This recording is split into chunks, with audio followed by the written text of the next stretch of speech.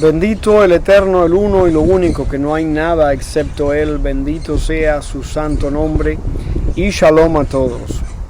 Espero que estén bien, bendecidos, protegidos por el Eterno, que puedan estudiar Torah, que puedan ser fortalecidos, iluminados por nuestra compañera de viaje en esta semana, que es la porción Vayishlach, de la que ya hemos tenido el privilegio, la magnífica oportunidad de hablar en un par de ocasiones, gracias al Eterno, y que siempre esto redunde en la salvación, la protección, la bendición de nuestro amado pueblo Israel y de todos sus hijos en el mundo entero.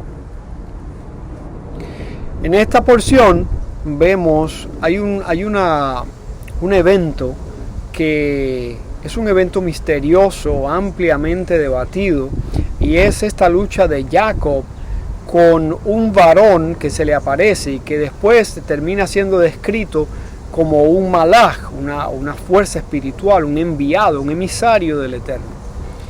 Es un episodio misterioso que tiene muchas interpretaciones. Algunos dicen que es un malaj enviado para precisamente darle a Jacob la oportunidad de tener esta lucha, de vencer ciertos aspectos en los que todavía estaba, vamos a decir que estaba falto, necesitaba tener esta lucha para completar su proceso de desarrollo espiritual, o por lo menos para ascender un escalón más en su desarrollo espiritual. Otros dicen que es una fuerza negativa. Otros dicen que incluso es el mismo malaj de Esaf, el ángel personal de Esaf que le hace frente. En fin, que hay muchas maneras de interpretar esto, y como hemos hablado en otras ocasiones, ninguna interpretación es concluyente, ninguna interpretación deja fuera las otras, sino que son complementarias. Cada interpretación aporta algo al entendimiento de un pasaje, aunque aparenten ser contradictorias.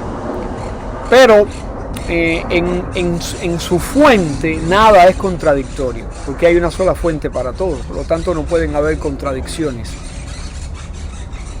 En ese nivel no hay extremos, y si los hubiera, pues coinciden, los extremos coinciden, se tocan, se unifican. Hay una plena homogeneidad en la fuente original, la fuente primigenia de toda la creación. Pero no es el tema ahora. El tema es este encuentro con esta fuerza espiritual que tiene nuestro padre Jacob. ¿Cuál es el escenario? ¿Cuáles son los antecedentes de este evento? Jacob cruza el vado de Yabok, pasa a su familia y, según el Talmud, regresa por unas vasijas de barro que se habían quedado. Sobre esto de las vasijas también se han dado explicaciones numerosas. ¿Por qué Jacob le prestó tanta atención a esas vasijas? En primer lugar, no es algo de poca importancia. En la época, una vasija era algo de un valor considerable, teniendo en cuenta que no existía el plástico, no existía el aluminio, no existían ese tipo de materiales. Las vasijas o eran de madera, o eran de piedra, o eran de barro, y algunas de metal. Las de metal obviamente eran muy costosas, y los metales que se manejaban en el momento no eran los metales que tenemos hoy en día, o la mayoría de los metales o aleaciones que tenemos hoy en día, y además no era nada fácil producirlas. En fin, que eran objetos de considerable valor para el momento. Y aun cuando no lo fueran, lo que hizo, si este fuera el caso, y yo particularmente lo creo, lo que hizo a Jacob regresar por las vasijas es el sentido de la pertenencia, el sentido de la propiedad. Una vez más, lo que llega a nuestras vidas es una asignación del cielo y tiene una función en nuestra existencia. Y reconocer eso es lo que se llama sentido de pertenencia, sentido de propiedad. no se trata de apego, no se trata de un apego enfermizo o un apego, vamos a decir, que no sea tan crítico tan crítico como algo enfermizo, pero un apego humano a algo. No estamos hablando de eso. Estamos hablando de que cuando Hashem nos da la oportunidad de ser administradores de un bien, tenemos que entender el valor de lo que ha puesto en nuestras manos, la función de lo que ha puesto en nuestras manos, y tratar de despertar y elevar esa energía que está escondida en eso, que para algo llegó a nosotros. Repito, en todo lo que existe está la chispa divina. Y en el proceso de usarlas correctamente estamos elevando esa energía, devolviéndola a su fuente original. Es un proceso espiritual. Es un proceso espiritual en el que también nosotros nos elevamos. Fortalecemos esa estructura de conexión representada en aquella escalera del sueño de Jacob en la porción pasada. No solamente eso, sino que cuando hablamos de vasijas también hay un simbolismo, porque las vasijas son receptores. Nosotros somos vasijas. ¿Somos receptores de qué? Receptores de la divinidad. Hashem nos creó para depositarse a sí mismo en nosotros, depositar su energía divina en nosotros, en la medida en que nosotros seamos capaces de contenerla. Y no contenerla para mantenerla escondida, contenerla para vaciarla, para desbordarnos, para iluminar a otros con esa energía. De eso se trata.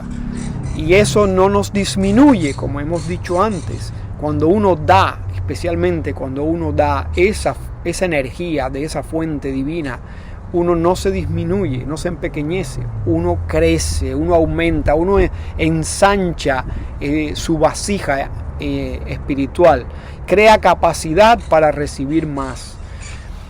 Ese concepto de dar es como el que enciende una vela con otra vela. La luz de la vela con la que está encendiendo, la que está apagada, no disminuye por encender otra. Así pasa con la energía espiritual. Y así pasa también con lo material cuando estamos conscientes de este proceso. Entonces Jacob fue por estas vasijas. Repetimos, esto es en sentido simbólico, pero vamos a pensar que en el evento como tal, pues se debió a esto, a que fue a recoger ciertas vasijas físicas que quedaron detrás. Y dice la Torá que estando allí, estando solo, se le apareció un varón que luchó con él. Y esto es uno de los antecedentes, estaba solo. Para tener esta lucha se necesita estar solo. Por eso también la Torá fue dada en el desierto, en tierra de nadie, en un lugar de soledad. Porque para recibir la Torá necesitamos ese estado de... y no se refiere a estar solo porque no haya nadie alrededor, no. Se refiere a estar solo en el sentido de estar verdaderamente enfocados, conectados. De eso se trata. Por eso Hashem nos llamó al desierto para darnos la Torá. Pudo habernos dado la Torá en la misma tierra de Israel, pero bueno, nos la dio en un desierto para buscar ese estado de intimidad con nuestro pueblo. También la dio fuera de Israel porque la Torá es patrimonio de Israel y también patrimonio de la humanidad. El canal es Israel, pero la Torá es para todos. Jacob estaba solo, es decir, que el escenario estaba dado, estaba preparado para que se diera este suceso, este evento. Necesitamos buscar esa soledad, esas condiciones ideales, esa intimidad para tener este tipo de encuentro espiritual. Y no voy a dar no voy a explicar una u otra interpretación de las que mencioné antes. voy a decir algo que aprendí de uno de los maestros de nuestro pueblo de Israel, y que quiero compartir con ustedes, que probablemente es novedoso para muchos de ustedes. Esta lucha de Jacob es una lucha consigo mismo. Este varón que se le aparece no es otro que el mismo Jacob. Esto es una lucha interior. Acuérdense que cada uno de nosotros tiene una inclinación al bien y una inclinación al mal. Nosotros vamos entretejiendo nuestra existencia entre estas dos fuerzas espirituales que alan a un lado y a otro.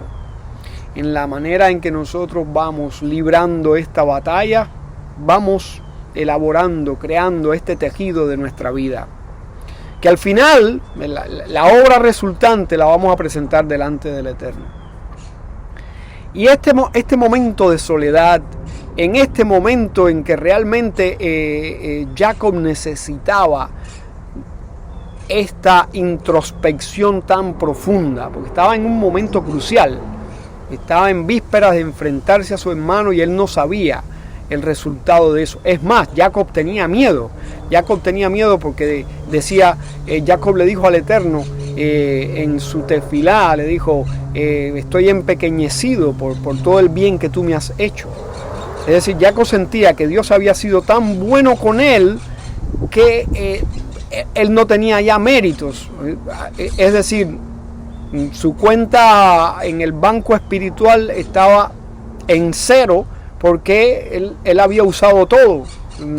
Dios había sido tan bueno con él. Jacob dice, yo crucé con este bastón, crucé el Jardín y ahora vengo con 2 campamentos.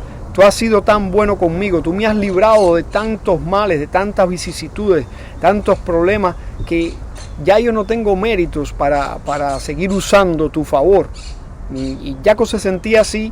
Es una humildad de Jacob, porque nadie puede agotar la misericordia del Eterno, nadie puede agotar la grandeza, la infinitud del Eterno, pero es una manera humilde de acercarse al Eterno y decir, bueno, hazme otro favor, por favor, haz otra misericordia conmigo, aunque yo no soy digno de eso.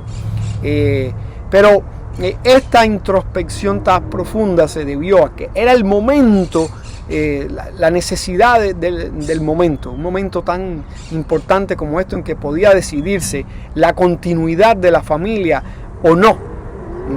Cualquier cosa podría pasar ahí, y es en ese momento de tanta necesidad en que Jacob tiene esta lucha consigo mismo.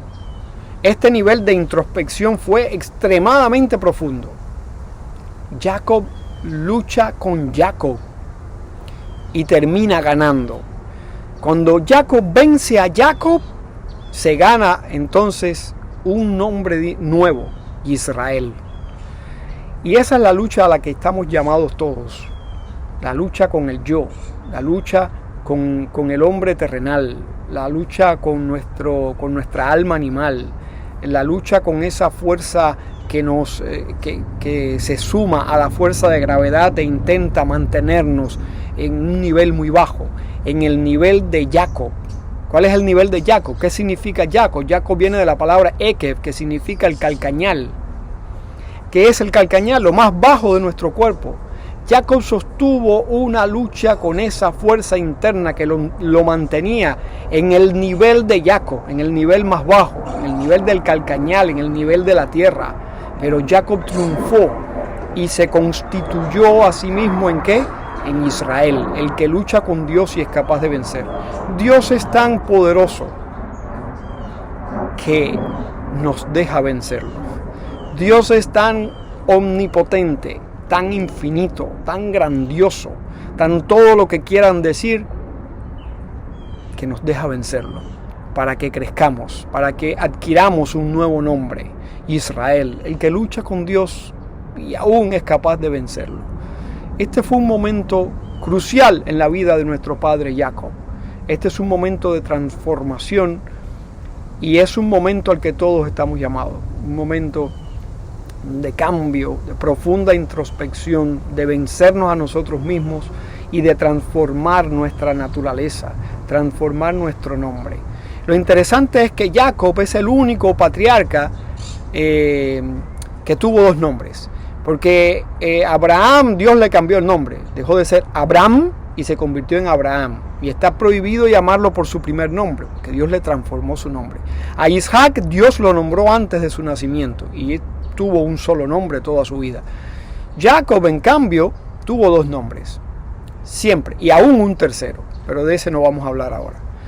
Jacob fue llamado Jacob por el hecho de nacer agarrado al calcañal de Esaú.